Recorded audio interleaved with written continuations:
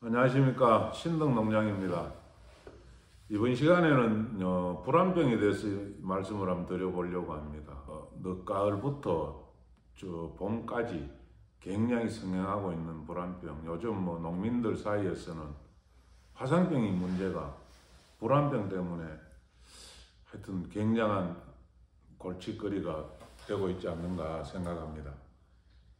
불안병에 이제 최근에 보면은 10년 차 내외에 연식이 된 수령의 가원이 집단지에 이제 있는 경우는 거의 다 불안병에 좀 노출이 돼서 애 먹고 있지 않는가 그렇게 생각합니다. 저희 가수원도 이제 죽장에 수령이 12년 차입니다. 12년 차가 되다 보니까 저도 역시 불안병에 굉장히 골머리를 앓고 있습니다. 그래서 이제 불안병에 대해서 말씀을 드리려고 하는데 예전에 이제 우리 그 영천 지역에 90년도 후반부터 2000년도 사이에 사과 가수원들이 다 베어졌습니다. 그때 당시에 재배 면적이 한 3,900헥타 정도 영천이 되었는데 그때 베어지게 된 동기가 밖으로는 사과값 폭락 이렇게 하지만 또 내부적으로는 나무가 불안병에 못 견뎌서 가수원이 대부분 베어졌습니다. 그때 이제 이렇게 사과 재배 농민들 사이에서 나오는 말들이 뭐냐면은 사과 가수원에 개분을 시비한 농가에서 불안병이 심하더라. 근데 이제 이렇게 따져보면은 이제 축분 퇴비 중에서 개분이 질소 함량이 제일 높거든요. 그래서 아마 질소기가 많은 가원이 불안병에 더 심하게 걸리는 상태가 아닌가. 나름 그렇게 생각해 봅니다. 그러면 최근에 이제 저는 사과 농사를 두 가지 측면에서 반드시 이렇게 합리성을, 어떤 게 더 합리적인가를 봐야 된다고 생각하는데, 재배적인 측면에서 해석을 할 것인가, 환경적인 측면에서 해석을 할 것인가. 요즘 수확 후에 요소 5%, 4 내지 5%, 혹은 3 내지 5% 이렇게 수확 후에 시비를 합니다. 저장양분 축적을 위해서 특히 수세가 좀 떨어진 가수는 그렇게 하고 또 저도 행하고 있지만 가을보다도 이제 기비를 다 정도에 따라서 가감하지만 조금씩 하는 거고 기비에도 질소가 많이 포함되어 있을 거고 그리고 또 이제 봄에 개화기 전후에서 요소 이제 옆면 시비 같은 경우도 제가 이렇게 돌이켜 보면은 예전에는 별로 하지 않았던 방법들이 아닌가 생각되고요. 그리고 요즘 적화제도 질소 비료가 포함된 그런 적화제도 사용하고 이렇게 하다 보니까 오히려 병이 활성화되는데 좀 도움을 주고 있지 않는가 이런 생각을 합니다. 그러면 질소 시비가 우리가 재배적으로는 봄에 이렇게 나무가 왕성하게 자라게 하는 데는 도움이 되지만 과연 환경적인 측면에서, 병적인 측면에서는 어떤 부작용이 있을까에 대해서 이제 저울질을 한번 해볼 필요가 저는 있지 않는가 그렇게 생각합니다. 그래서 이제 전념으로 본다면은 예전에 이제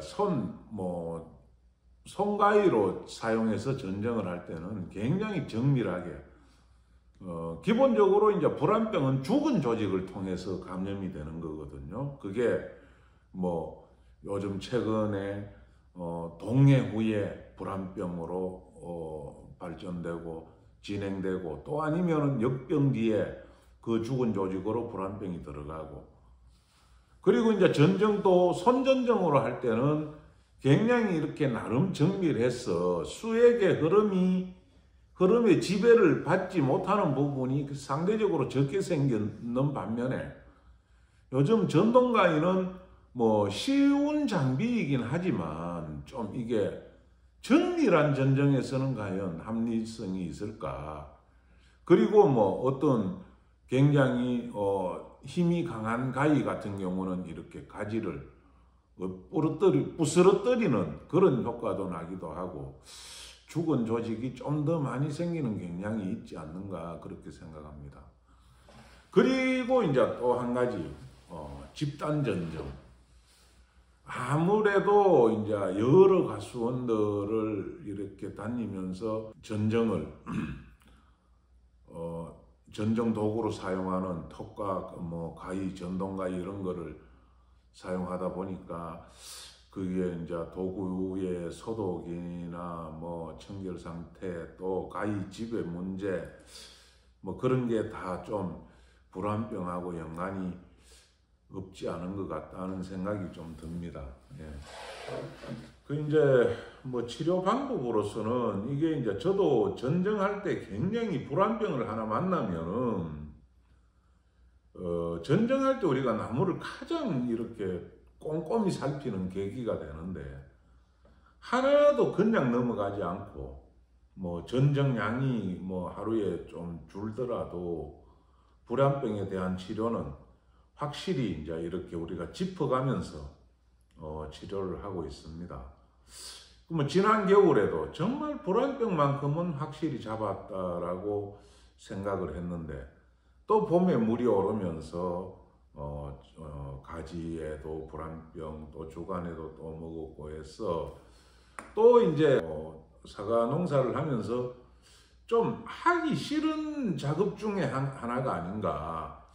뭐 나무를 베는 일이고 또 어떻게 보면은 뭐 인부들이 하고 지나간 적과나 뭐 어쨌든 뭐 정례나 적과나 하고 지나간 자리를 투자를 해놓은 상태에서 또 베어버리고 너무 좀 안타까운 뭐 마음이 많이 들어서 저도 참 이런 가슴이 아픕니다.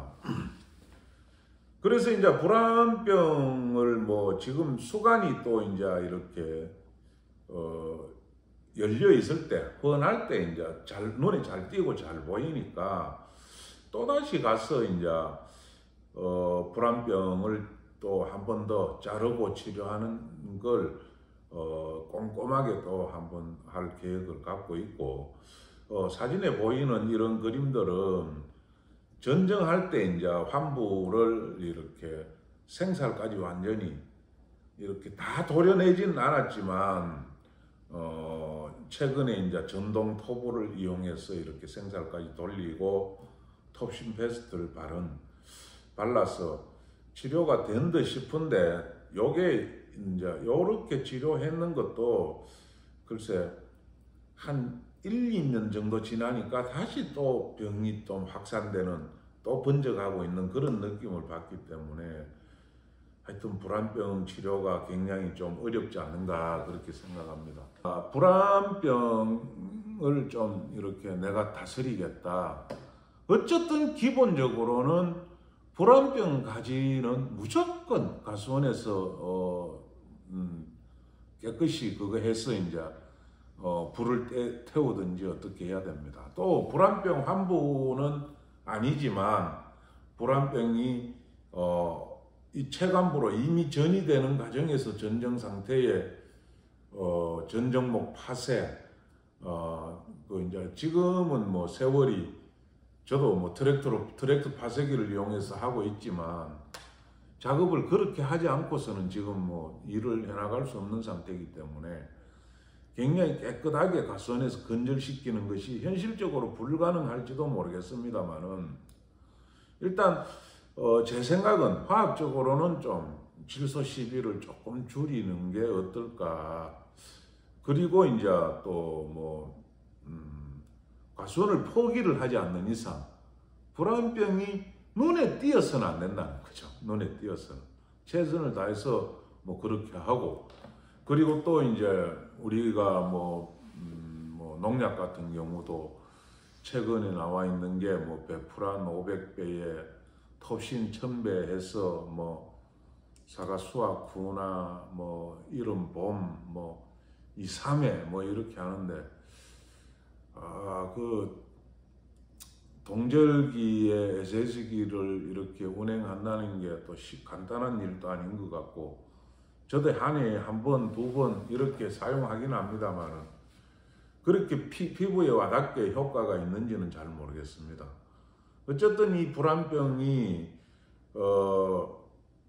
관리를 잘못하면은, 또 아니면은 관리를 잘했는데 어떤 불행히도 확산이 심하게 된다면은 폐원에 이르는 길일 수도 있다는 걸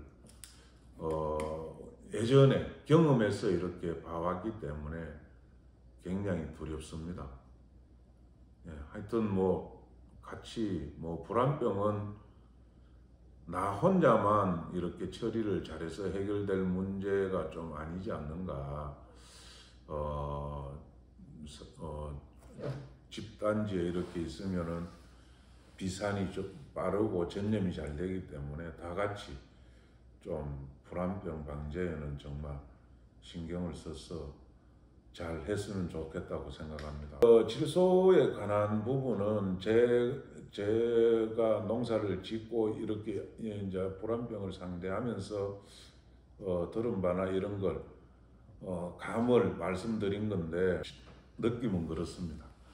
느낌은 그렇고 뭐 더 이상 말씀드릴 게 뭐 불안병에 대해서는 뭐 충분히 드렸지 않나 싶습니다. 뭐 하여튼 이번에는 이것으로 마치겠습니다. 다음 시간에는 우리 댓글에 보면은 사과나무 연차별 관리 방법 또 이런 거에 대해서 질문이 있던데, 그게 뭐 짧게 답변 드릴 내용은 아닌 것 같고, 좀 시간을 그거 해서 좀 나무의 수영이나 또 연차별 관리 방법 이런 거는 제 상식대로 또 알고 있는 대로 말씀드리도록 하겠습니다.